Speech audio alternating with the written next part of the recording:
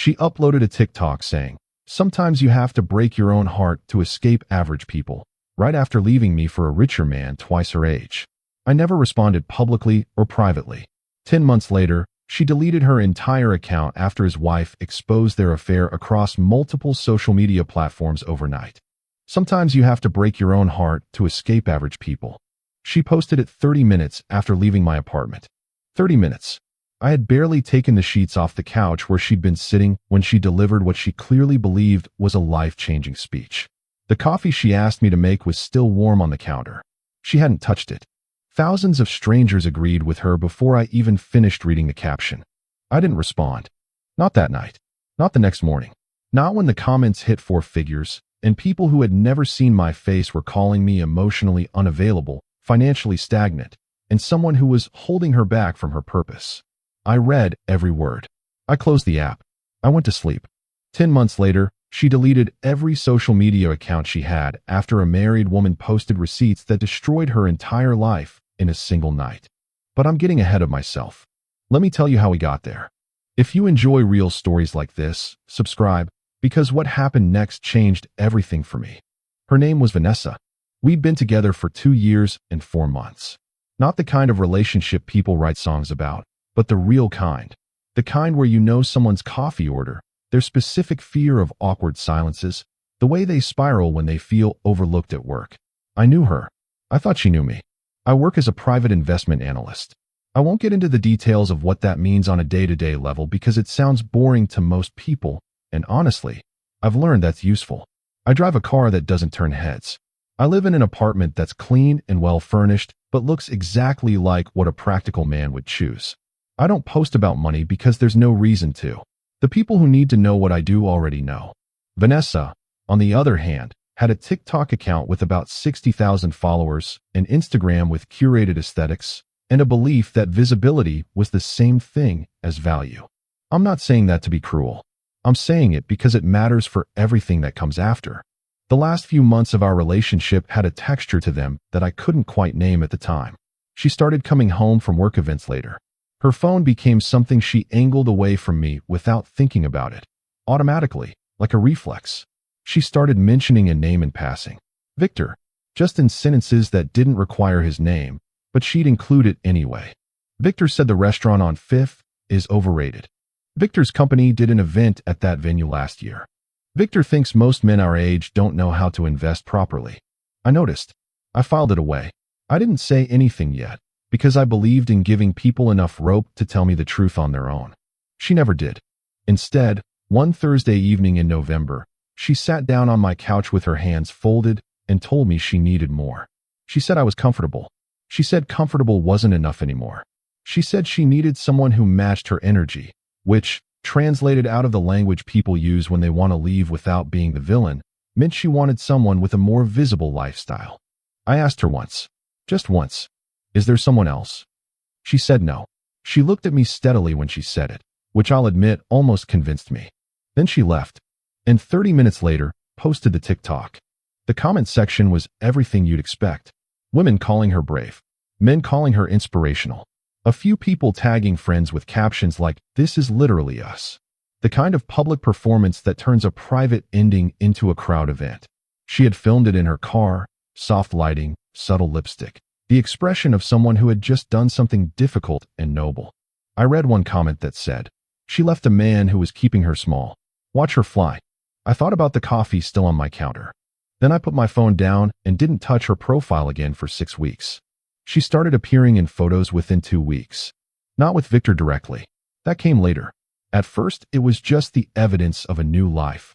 A table at a restaurant I recognized from its interior alone, the kind of place that doesn't show up on a regular person's feed without a specific invitation to be there. Then a weekend somewhere coastal, no location tagged, but the light and the architecture were distinctive enough. Then a shopping bag from a brand that costs more than most people's monthly rent. Her captions were carefully written. Finally in my era. Some seasons are for releasing what doesn't fit. Abundance is a mindset before it's a reality. The comments flooded in. Her follower count climbed. She was performing joy in the way that performs well algorithmically. Confident, aspirational, soft-lit, and emotionally vague enough that anyone could project their own desires onto it. I'm not going to pretend I didn't look. I did. A few times in those first weeks, the way you press a bruise to check if it still hurts. It did, but less each time. What I noticed, and what I kept noticing, was what she didn't post. She never tagged a location on weekend posts. She never tagged a person. For someone who had always captioned photos with Mistral Oaks, with that whoever, this was unusual. She had always been the kind of person who credited the experience, named the place, named the people, made the memory visible and searchable. Now, suddenly, everything was unlocated. He appeared eventually, but only partially. A hand in one photo. A silhouette at a dinner table. The back of a car door. She gave her audience enough texture to suggest a man without showing his face, which her followers interpreted as romantic mystery. She's protecting her peace. Not every relationship needs to be public. She found a real one. But I'd been with Vanessa for over 2 years. She was not a private person. She had photographed our second date and posted it before we'd even gotten dessert. She tagged locations obsessively. She documented experiences the moment they were happening. This new privacy wasn't peace. It was strategy. I didn't know why yet, but something in the back of my mind registered it. I filed it away, same as I did with everything else. Then I stopped looking altogether. I want to be honest about this part, because it's the part people always want to hear the most, and also the part people least believe when they hear it. I didn't fall apart. I'm not going to dress that up or make it more complicated than it was. The first 2 weeks were hard in the specific way that losing a familiar thing is always hard. I missed her presence more than I missed her. That's a real distinction, and it took me a while to understand it. I missed having someone to call after a long day. I missed the shape of another person in the space. I did not miss the version of her that had been looking at her phone too long and mentioning Victor in sentences that didn't need his name. I went back to the gym. I started cooking more. I took on a client I'd been putting off because the project was technically interesting but required long hours. I slept better than I had in months, which told me something I should have paid more attention to while we were together. A colleague of mine, Russell, one of the few people I'll call a genuine friend, took me out for drinks about 3 weeks after the breakup. He asked me how I was doing. I told him I was fine. He looked at me for a moment like he was deciding whether to say something. "You saw the TikTok?" he asked. "I saw it." "You're not going to say anything?" "No." He nodded slowly. "She's been going around with Victor Graham," he said. "You know who that is?" I didn't. Russell described him. Mid-50s. Ran a mid-sized commercial property group. Known in certain circles for expensive dinners and a very polished personal brand. Separated, he told people. Going through a complicated process with his family. Russell said the word separated the way people do when they want to say something else but aren't sure they have enough proof. "Just be glad you're out," he said. It was a Wednesday evening in late January when I saw them. I wasn't looking. I want to make that clear. I had a late dinner with a client near the financial district, and when I was leaving, I passed the kind of hotel that mostly hosts business travel and the occasional expensive discretion. I wasn't paying attention to the door, but I recognized her walk before I recognized her face. Vanessa was coming out of the hotel with a man I'd never seen in person but recognized from the brief glimpse she'd allowed her followers.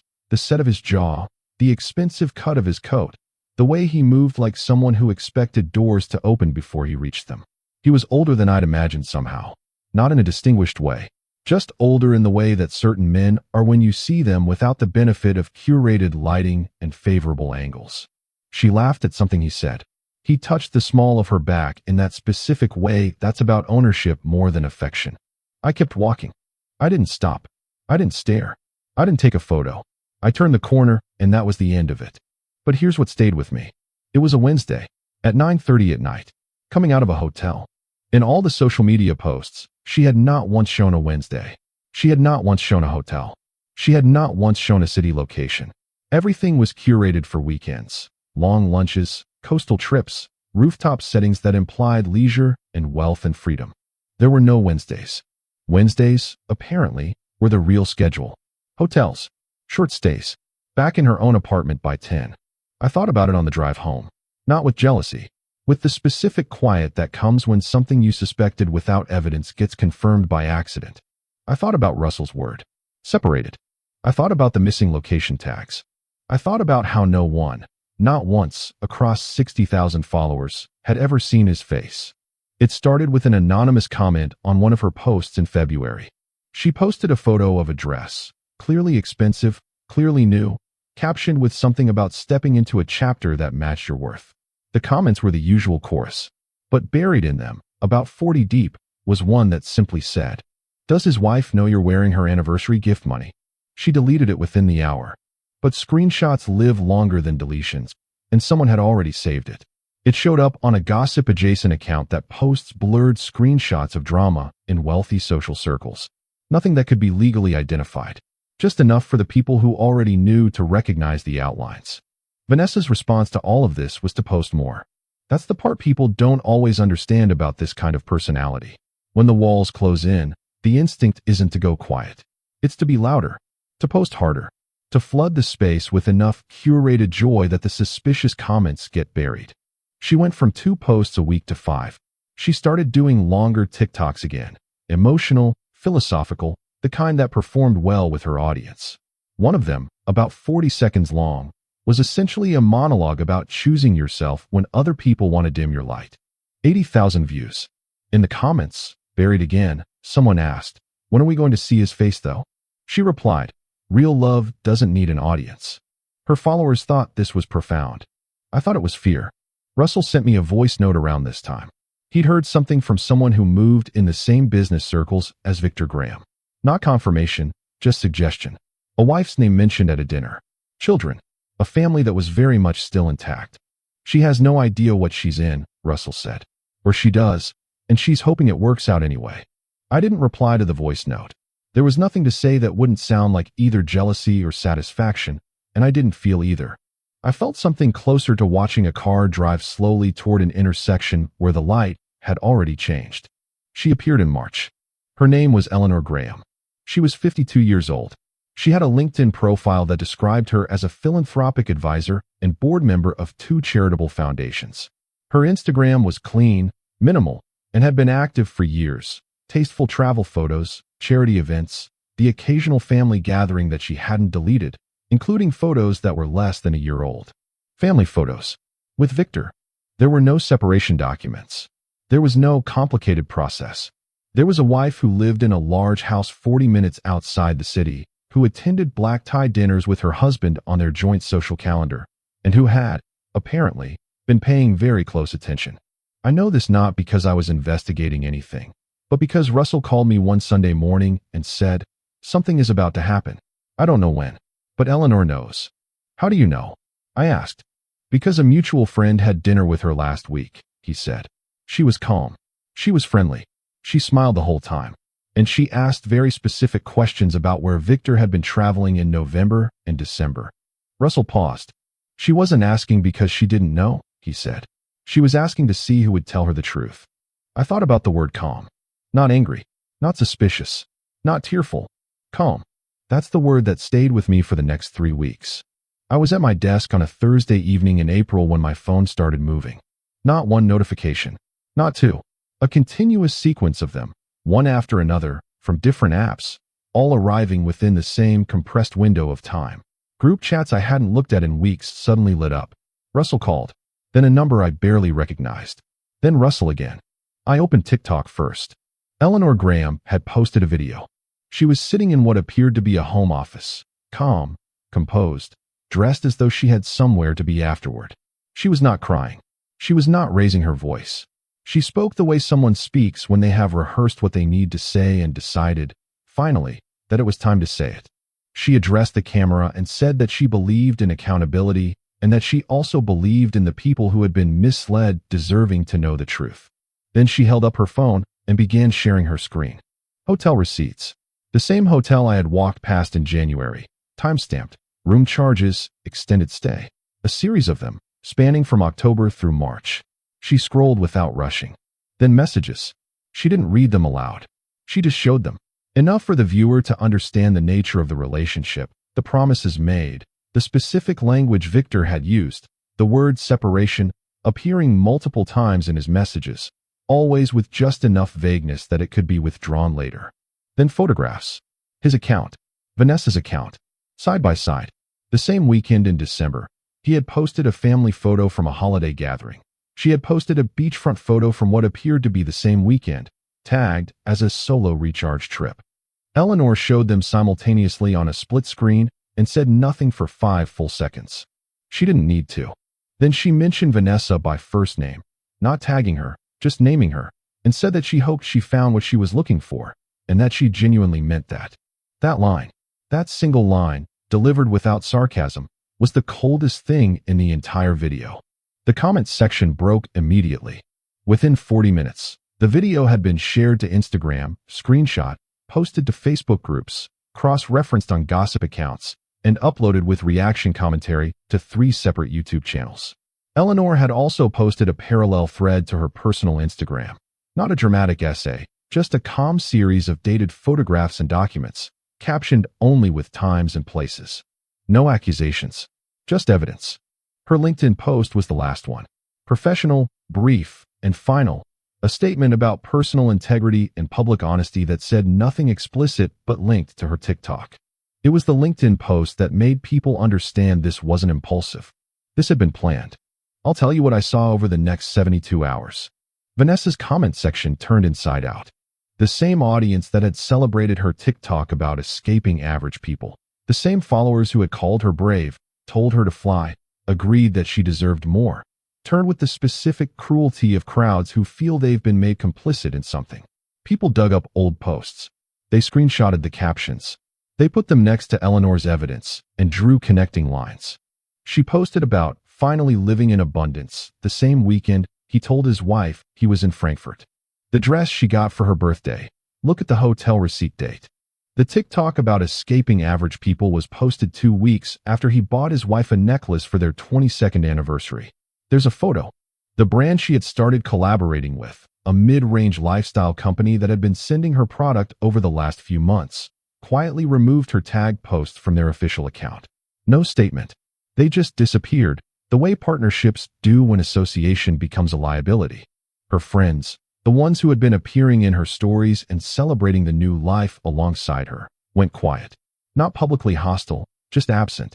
The birthday post someone had put up 2 weeks before disappeared. A collaboration she'd announced got no follow-up.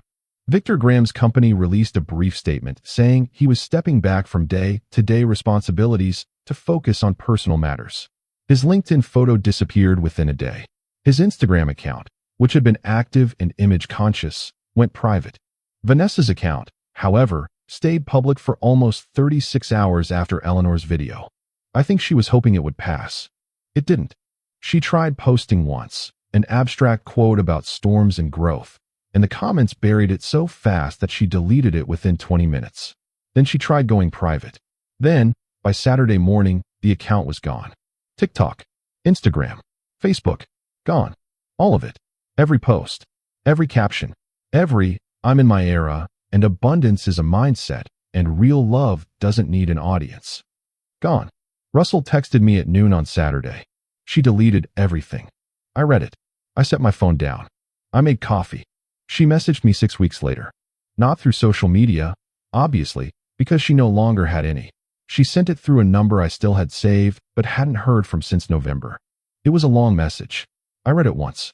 I'm not going to reproduce it word for word because that's not what this is. But the summary of it was this. She said she'd made a mistake. She said she believed something that wasn't true. She said she'd been naive about what Victor was and what he had wanted from her. She said she was sorry for the way she'd left and for the things she'd implied publicly. Then she said she missed what we had. I read it on a Tuesday morning before a client call. I put my phone face down and went into the call. I thought about what to say for 3 days. Then I typed, "I hope you're okay. Take care of yourself." And I sent it. That was all. Not because I was being strategic. Not because I wanted her to feel something specific. Not because I was composing a response that would land well if she ever shared it publicly. Because there was genuinely nothing else left to say. She had built a story around the idea that I was someone she was escaping. Average, comfortable, small. She had posted that story publicly, and 60,000 people had agreed. She had walked into a situation she'd misread completely, or maybe read correctly, and hoped the math would somehow work in her favor. She had lost 10 months of her life, her platform, her brand partnerships, the public identity she'd been building since I'd known her. And somewhere in the middle of all of that, Eleanor Graham had sat in her home office with a collection of time-stamped receipts and spoken to a camera with the quiet, devastating patience of a woman who had decided that the truth deserved a public record. I hadn't done anything. I hadn't posted. I hadn't commented. I hadn't called mutual friends. I hadn't subtweeted. I hadn't sent her private messages during the collapse. I hadn't watched her burn in real time with any kind of satisfaction. I had just gone on with my life, which, when I think about it, might be the thing that cost her most. Not because she missed me. I don't know if she did, not really. But because the story she had told the world about leaving Average behind requires the person she left to stay small. He needs to be struggling. He needs to have been the thing holding her back. He needs to be visible in his mediocrity so her ascent makes sense. I wasn't visible at all. I had a new client, a project that was going well, a quieter apartment that I'd grown to like. A Tuesday morning before a call, I set my phone down and went on. I ran into her once, about a month after the message. It wasn't planned. I was at a coffee shop I've been going to for years, the small independent one near my building, and she walked in. She saw me immediately. There was a pause, the kind that happens when two people calculate simultaneously whether to acknowledge or exit. She came over. She looked different. The specific shine of someone who has been living for an audience had faded. She looked tired in a real way, not the performed exhaustion she used to post about as burnout content. She looked like a person who had spent several months being looked at against her will. "Hey," she said. "Hey." She sat down. She wrapped both hands around the coffee she'd ordered and looked at me the way people do when they've rehearsed something and then arrived at the moment and found that none of the rehearsed lines fit anymore. "I don't know what to say," she said. "You don't have to say anything." I said things. Publicly. That weren't fair. I looked at her. "I know." She nodded slowly. There was a pause that neither of us rushed. "Are you okay?" I asked. And I meant it genuinely. "Not really," she said. "But I'm working on it." "Good." She looked at me for a moment like she was waiting for something. Recrimination, warmth, some emotional landmark that would tell her where she stood. I don't know what expression was on my face. Whatever it was, she seemed to understand that the conversation had found its natural end. "I should go," she said. "Take care of yourself, Vanessa." She left. I finished my coffee. People sometimes ask me, not publicly, because I'm not a public person, but the people who know the outline of the story, what I felt when I found out everything had collapsed. I tell them the truth. I felt nothing dramatic. There was no satisfaction. There was no vindication. There wasn't even the complicated pleasure of watching someone get what they deserved. I think I'd stopped caring about the outcome of her choices around the third month after she left. The TikTok, the comments, the public agreement that I was someone worth escaping. I had felt those things at the time, in the specific way that public humiliation without recourse always lands. But humiliation has a shelf life. You can only maintain the wound if you keep going back to the source. I stopped going back. The thing about living quietly is that the world has very little ammunition against you. Vanessa had given the internet her whole self, her emotions, her relationships, her aspirations, her daily life. And when it turned with everything she'd given it. It knew her.